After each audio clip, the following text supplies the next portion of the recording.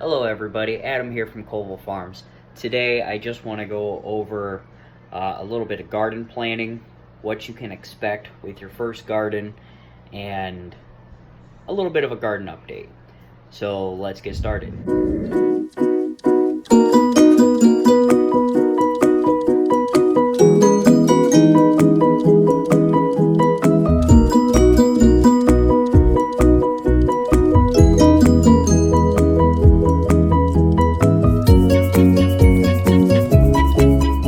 The very first thing we want to go over today is our planning.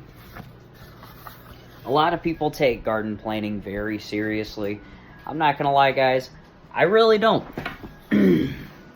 But I'm also gonna tell you how that kind of screwed me over in the long run. So what I did, I have my journal here, and I wrote down the dates that I planted everything. Okay, so I just have my garden planning for my hydroponic system, and that's it. But inside this pamphlet, what I also have is my hydroponic farm, or not pamphlet, I'm sorry, I mean a journal. Inside this journal, what I have is everything I need to know about my deep water culture hydroponic farm, how I built it, how I can add to it, and whatnot. So also I have my gardening ideas and my building ideas also. And let me just show you what I have. So here's my trellises for my gardens. And this is my deep water culture hydroponic farm. And there's more to it. Some people take a lot of seriousness into the whole garden planning phase. I think that would be important if you're going to a commercial level, or if you're, wanting to really sell everything you're planting. I am not. At this current point and stage, I'm just trying to provide a little bit of extra for my family and my friends. So anyways, let's get started with our garden update. This is our strawberry plant that we transplanted from the soil, was the 16th. And today is the 22nd.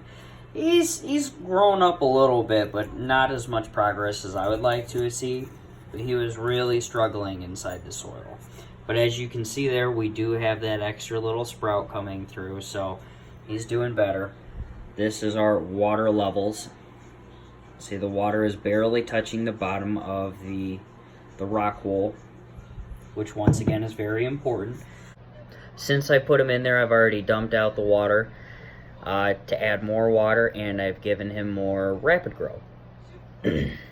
So now what we're going to do is we're going to head outside and check out the hydroponic garden. I'm really excited for you guys to see this because it has come a long ways since the last video you guys have seen. Let's go. Alright guys, welcome back. Here we're back inside my lovely garage. Now let's just give you a few update on everything. And I want to go over real quick with some of the mistakes that I have noticed that I have done that I need to change in the foreseeable future. For one, I did not add a drain pipe to my reservoir. I did not add a drain pipe to either one of these buckets, which would not be a problem because theoretically, since these are not glued in, I can just take the pipe right from there and drain it that way. However, that is a pain in the butt. But these are our tomatoes. This is exactly 1 week after growth. I will have to pull out some of the weaker stems because that is just way too many tomatoes for one little net cup. And these are the cucumbers. This is what I get for messing with my hydroponic set because now everything is not setting evenly. These are the cucumbers. They grown out really, really well. We still do not have any roots coming from the bottom. However, that's going to be happening really soon. The next step that we have to do is, since it has been a week, we will need to add more food. Okay, so I just added the food. Right here is the rapid start. We are at 2 weeks of feeding the plants. We've got about a half a bottle left. However, that's really not going to be too much of a concern, because once the roots get down inside of the buckets themselves, we can start putting in our next round of food. And the bottles are going to be about 5 times the size of this. However, this has given me a total of 1 week so far of the transplanted strawberries, which I have now fed twice because I had to change out the water, and then now these buckets.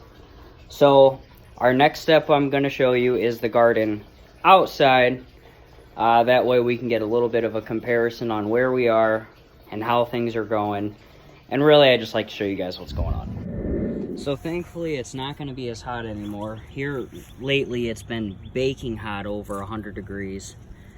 So here's a little tomato from tomato plant number 1. This is that first tomato that I seen right from the get-go, from about 2 videos ago. She's coming in rather nicely. Now we have a few more tomatoes right there. I'm not seeing any more tomato growth because of the heat. I still have not been able to come out here and trim these tomato plants. But as you can see, we have a lot of flowering going on, which is a really good sign for a really healthy plant. These are the same exact tomatoes that is inside the hydroponic set, so we should be able to get a guesstimate on this is how big the tomato plant will be inside the hydroponic farm. Just to let you know, this is what happens when you don't trim your plants. This is called a sucker right here. These are our cucumbers. Once again, here is our lettuce. Our lettuce is still coming in rather nicely. Nice big thick bushes. Our peppers right here, which they're surviving. The problem with our peppers though is because I did not plan at the very beginning of this video, I said I did not plan. I still don't intend to plan in the future really too much, but you do have to pay attention to a simple fact of when you don't plan, you have problems. For example, my tomatoes are way taller than my peppers, and also the cucumbers are taller than the bell peppers. And I put the bell peppers right in between my cucumbers and my cabbage, which means now my peppers aren't getting the right amount of sun, which is going to ultimately stunt their growth. So if you plan on not planning like I do, prepare for setbacks, because my peppers should already be producing. We're going to start kind of digging right here to see if we have any carrots.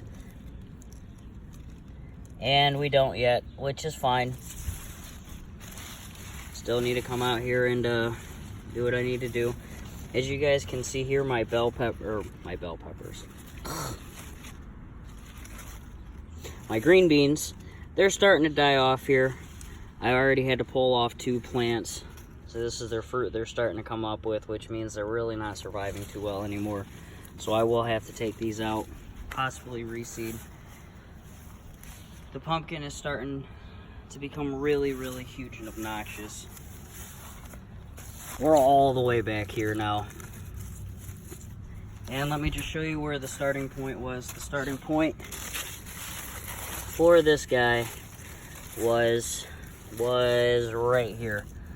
So this pumpkin is absolutely enormous. Once again, problem with not planning accordingly is you got something that completely takes over your garden and just absolutely destroys it. My watermelon is doing the same exact thing. It's completely overcome all of the peppers. So this whole entire section right in here is just gonna have to be torn out. So no more green beans, and that's gonna have to sacrifice for pumpkin and watermelon. That's it for today's video. Whatever you guys do, make sure you guys smash up that thumbs button. Hit down that subscribe button, because you know you want to see more videos, so make sure you turn that notification bell on. You guys have a great day. Do what you got to do. Peace.